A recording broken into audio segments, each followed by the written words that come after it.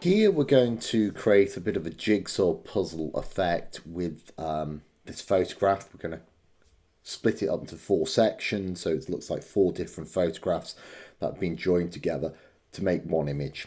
We're going to cover transforming, rotating images and also look at layer styles. So we need to cut up this image. Now, if you're ever doing any sort of design work that you need to do measurements, you need to have your rulers showing. So first you need to go to the view menu and make sure rulers are showing on the on your document window. Now, once you've got that, if you click up at the top on a ruler, it will say what measurements it's actually using. So it's got centimeters and pixels. So make sure you have the right one showing that you want. Now, this image here is just a little bit over 10 centimeters. So either you can calculate that or you can use the crop tool to find the center.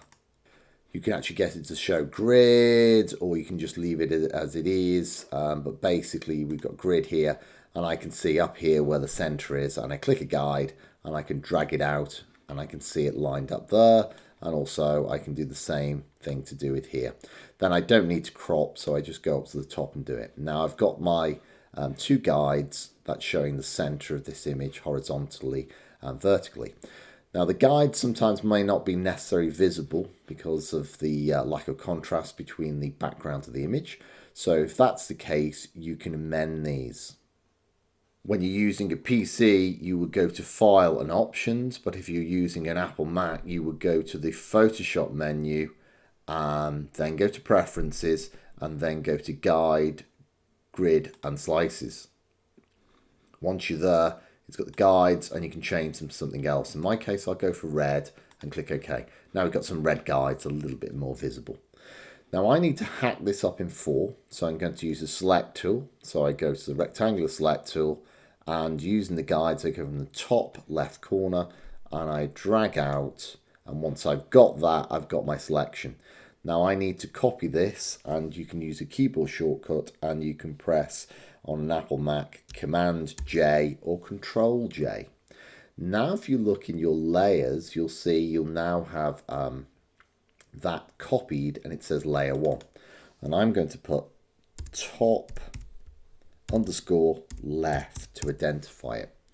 Now I need to go back to my background image, and I'm going to draw out a selection over the top right section, and again Command J or Control J, and again name that appropriately. Again, name it appropriately. So I'm going to put top underscore right. Then make sure you go back to the background image. I'm going to do the bottom right, and again Command or Control J, and name it.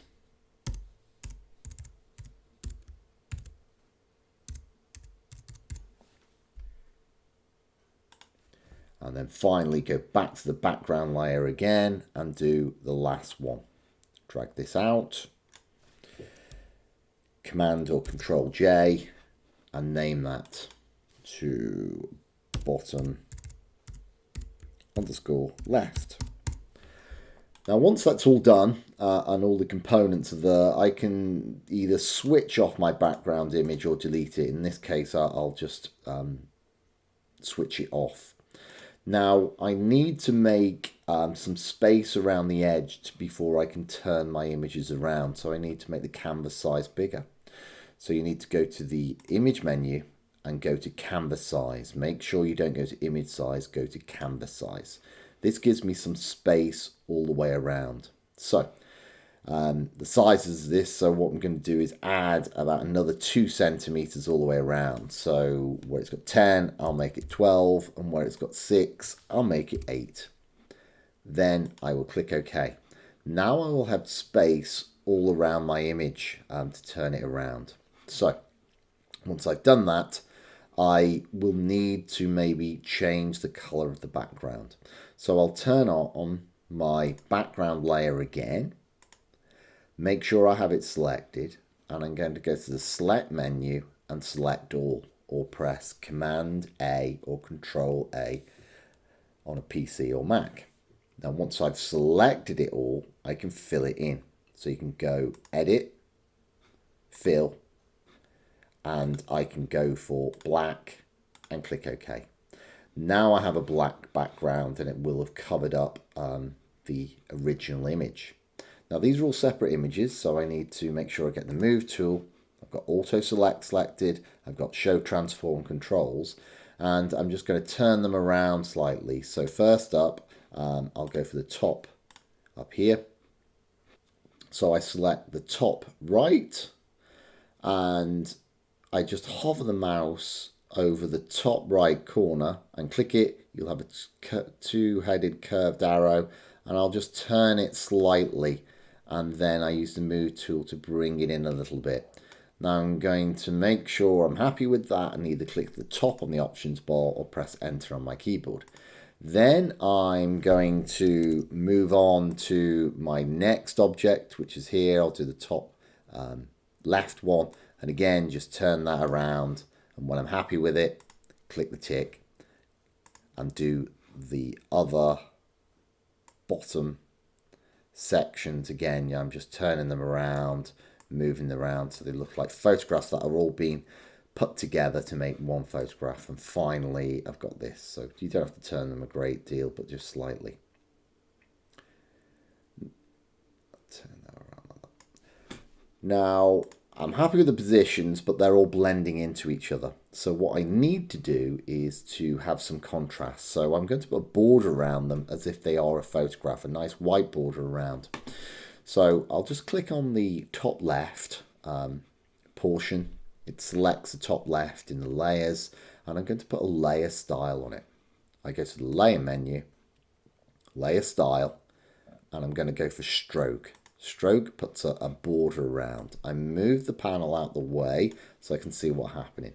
As a default, it's defaulting to black. So I need to change that. I'll go for web safe colors so I can get pure white. And you'll see it's put a fine border around it. You can increase the border size. It has it up here. It's got 3. I'll say make it 4. Don't want to do too much. And also you can change where the border is, inside, outside. We'll leave it on the outside. Now once I've done that, it still, doesn't look that realistic. There is a contrast. So what I need to do is put a drop shadow on it.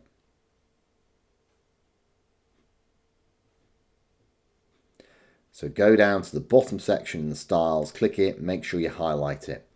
Now, drop shadow, you can change it to what position it's coming from, the light's coming from, and then also you can take the distance out. And as I take the distance out, you'll be able to see it here. Usually drop shadows are very dark, they're 75%, so you need to take that down a little. I'm going to take it down quite a bit, and I'll make it nearer 30. And then also you can change the spread, which softens it up a little, and also the size. I'll just make the size there, and it's sort of softened it up a lot, but it's being used. Now I'll click OK. Now I need to repeat the same process with all of them, and it's hard to know what effects you've used, so you won't be able to duplicate them. But the good thing is you can copy them. I go to the Layers panel, I right mouse click on the effects, and I can go copy layer style. Now I can go to my next object, the top right layer, and right mouse click and paste layer style. Also, I can just shift click the last remaining layers for the bottom images, right mouse click and paste layer style onto both of those objects.